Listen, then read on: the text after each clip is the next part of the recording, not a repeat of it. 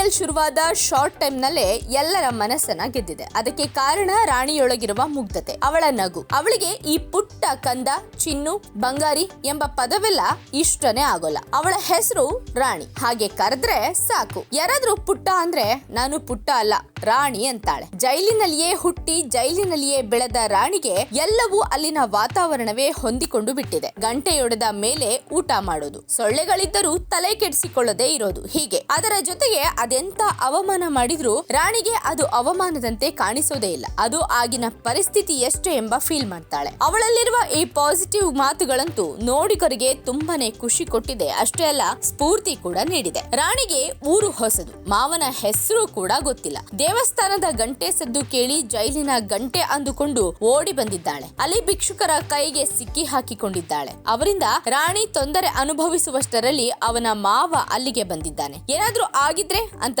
ಜೋರು ಮಾಡುತ್ತಿದ್ದಾಗ ಏನು ಆಗಿಲ್ಲ ಅಲ್ವಾ ಈಗ ಎಂಬ ಮುಗ್ಧತೆ ಎಲ್ಲರ ಕಣ್ಣಲ್ಲೂ ನೀರು ತರಿಸುವಂತೆ ಇದೆ. ಗಂಟೆ ಹೊಡಿತು, ಅಮ್ಮ ಇಲ್ಲೇ ಇದ್ದಾಳೇನೋ ಅಂತ ಹುಡುಕಿಕೊಂಡು ಬಂದೆ ಅಂತ ಹೇಳ್ತಾಳೆ. ಅದರಲ್ಲೂ ದೇವಸ್ಥಾನಕ್ಕೆ ಬಂದಾಗ ದೇವರ ಬಳಿ ರಾಣಿ ಮಾತಾಡೋದನ್ನ ಕೇಳಿ ವೀಕ್ಷಕರಂತೂ ಫುಲ್ ಖುಷಿಯಾಗಿದ್ರು. ರಾಣಿಯ ಅಪ್ಪ ಇನ್ನೂ ಬದುಕಿದ್ದಾನೆ, ಆದ್ರೆ ಗಂಡ ಸತ್ತವಳಂತೆ ರಾಣಿಯ ಅಮ್ಮ ಯಾಕೆ ಬದುಕ್ತಿದ್ದಾಳೆ ಅನ್ನೋದು ಮಾತ್ರ ಗೊತ್ತಿಲ್ಲ. ಇವತ್ತು ದೇವಸ್ಥಾನದಲ್ಲಿಯೇ ಅಪ್ಪ ಮಗಳ ಭೇಟಿ ಕೂಡ ಆಗಿದೆ. ಆದ್ರೆ ಇಬ್ಬರಿಗೂ ಕೂಡ ಒಬ್ಬರ ಸತ್ಯ ಇನ್ನೊಬ್ಬರಿಗೆ ಗೊತ್ತಾಗೇ ಇಲ್ಲ. ರಾಣಿ ತೀರ್ಥ ಈಸ್ಕೊಳ್ಬೇಕಾದ್ರೆ ಸರಿಯಾಗಿ ಈಸ್ಕೊಳ್ಳೋದಕ್ಕೆ ಆಗ್ಲಿಲ್ಲ ಅಂತ ಅದೇ ರಾಣಿಯ ಅಪ್ಪ ಬಂದು ಅದಕ್ಕೆ ಸಹಾಯ ಮಾಡಿದ್ದಾನೆ. ಯಾಕೆ ಅವರಿಂದ ರಾಣಿಯನ್ನ ದೂರ ಇಟ್ಟಿದ್ದಾಳೆ ಅನ್ನೋ ಸತ್ಯ ಇನ್ನಷ್ಟೇ ಗೊತ್ತಾಗಬೇಕಾಗಿದೆ.